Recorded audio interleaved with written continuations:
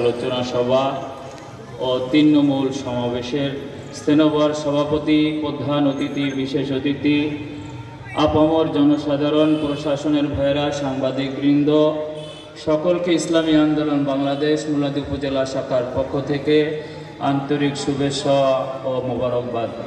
সংগ্রামী উপস্থিতি, আমাদের মরহুম শায়খ মুর্শিদ রহমাতুল্লাহ আলাই তিনি চরমনাই জমিনে শায়িত আছেন।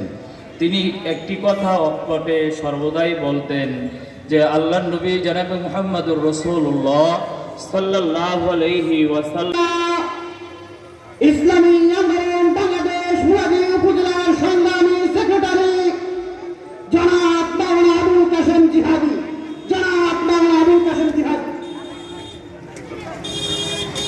আসসালামু আলাইকুম ওয়া রাহমাতুল্লাহি ওয়া বারাকাতুহু। নাহমাদুহু ওয়া নুসাল্লি আলা